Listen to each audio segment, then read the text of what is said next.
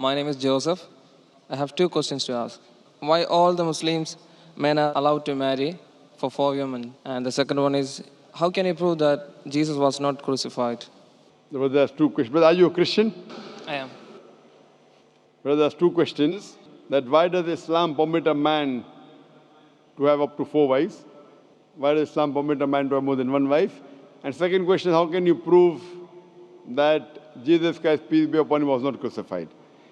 That Quran is the only religious book on the face of the earth which says marry only one. You read the Bible, you read the Ramayana, you read the Mahabharata, you read the Veda. No religious book on the face of the earth says marry only one besides the Quran. If you read Ramayana, the Hindu scriptures, the father of Sri Ram, he had more than one wife. If you read Mahabharata, Sri Krishna, how many wives he had? 4, 10, 1,000, 10,000. He had 16,108 wives.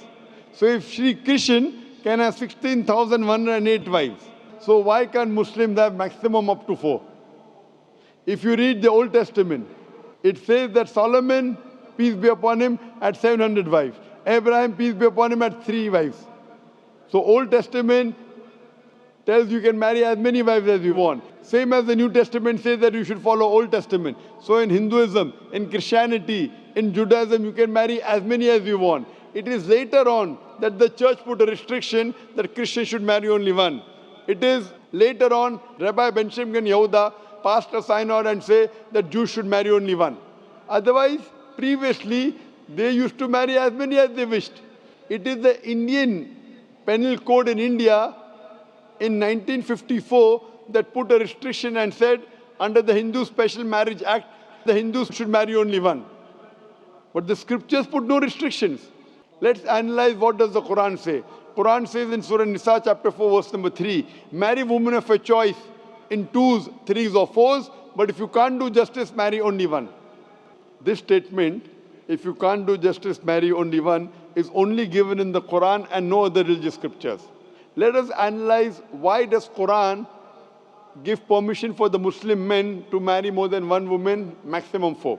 The reason is that by nature, male and female are born in equal proportion.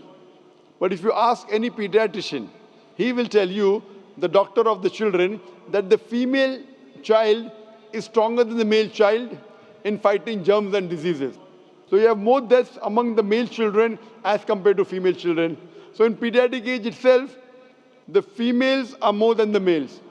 As life goes on, there is death due to wars, due to alcoholism, due to drug addiction, due to accident. In all these cases, more men are dying as compared to females. So today in the world, there are more females as compared to males. In few countries, like India and China, the female population is less than the male population because of female feticide and female infanticide. In India, according to a BBC report, every day more than 1,000 fetuses are being aborted after they are identified as females. If you multiply this figure by 365, you get a total of more than 1 million fetuses are being aborted every year in India after they are identified that they are females.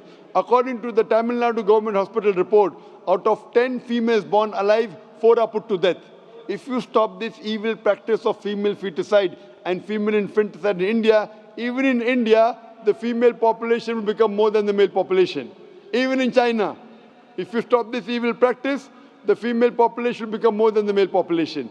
Today, if you analyze, in USA alone, there are 4.7 million females more than males.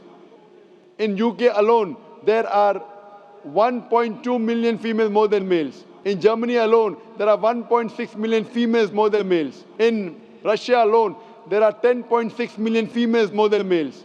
And God alone knows that how many females are more than males throughout the world.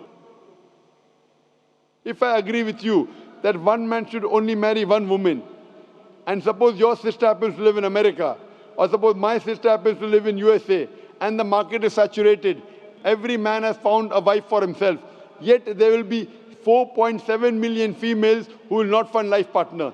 And if your sister happens to be one of them, or if my sister happens to be one of the 4.7 million females who have not found a life partner for themselves, the only option for them is that she either marries a man who already has a wife, or becomes public property? Public property, such a harsh word. It is the most sophisticated word I can use. I cannot use a better word. You know, in America, today the statistics tell us, on average, a man has 8 different sexual partners before he settles down with one. Having mistresses in USA is very common.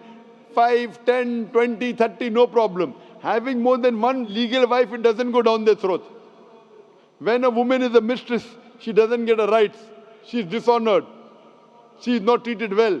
In Islam, when a woman becomes the second wife, she gets her honor, she gets her right, she's treated well.